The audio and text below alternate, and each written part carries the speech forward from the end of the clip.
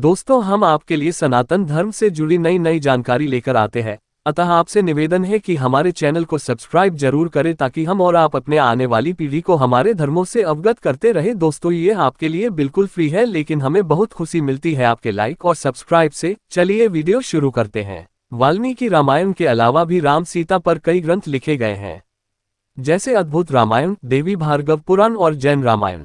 इन सब में राम सीता के कई वर्णन एक समान हैं, लेकिन कहीं कहीं कई दूसरी कहानियां भी मिलती हैं। जैसे जैन रामायण में बताया गया है कि रावण को लक्ष्मण ने मारा था, न कि राम ने। इसी तरह से अद्भुत रामायण में मंदोदरी को सीता की मां बताया गया है।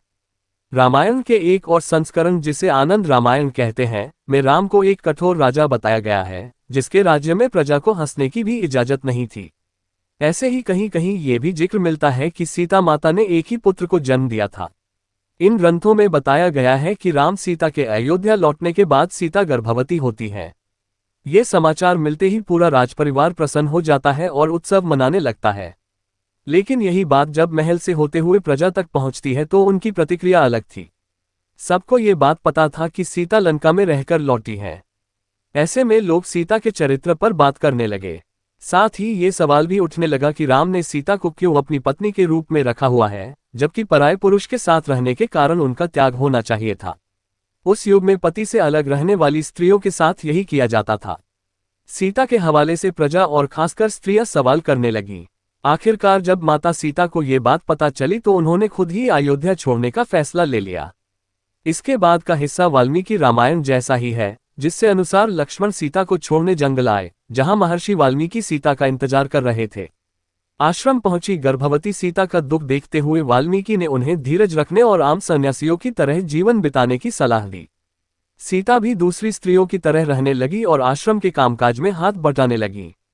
इस बीच अयोध्या में सीता का त्याग कर चुके राम की हालत कुछ अच्छी नहीं थी।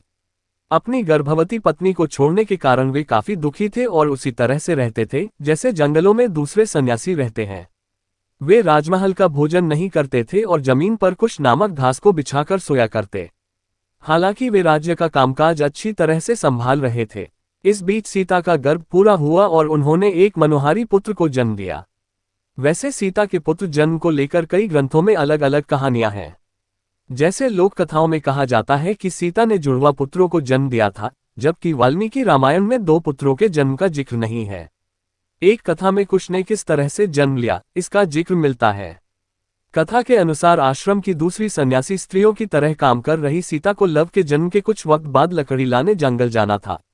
कुछ जगहों पर यह भी लिखा है कि सीता को स्नान के लिए नदी पर जाना था। अब नन्हे लव को लेकर तो वे जा नहीं सकती थीं, इसलिए थोड़ा सोचकर उन्होंने महर्षि वाल्मीकि को कुछ देर के लिए उसे संभालने को कहा। वाल्मीकि उस समय किसी काम में जुटे हुए थे। उन्होंने हाँ तो कह दिया, लेकिन सीता ने देखा कि उनका ध्यान लव पर नहीं था। ये देखते हुए मां ने लव को अपने साथ ही ले जाने का फैसला किया और निकल पड़ी। इधर काम खत्म करने के बाद वाल्मीकि का ध्यान जब बिछौने पर गया तो वहां लव नहीं दिखा। उन्हें ये नहीं पता था कि झुंझलाई हुई सीता पुत्र को साथ लेकर जा चुकी है। वे घबरा गए कि पहले से ही दुखी सीता का पुत्र भी गायब हो चुका है और लौटने पर वे और ज्यादा दुखी हो जाएंगी। काफी सोचने के बाद महर्षि वाल्मीकि ने एक उपाय निकाला। उन्होंने कुश, जो कि एक तरह की पवित्र घास होती है जिसका उपयोग पूजा पाठ में होता है, उसको हाथ में लेकर मंत्र पढ़ा और कुश एक शिशु में बदल गया।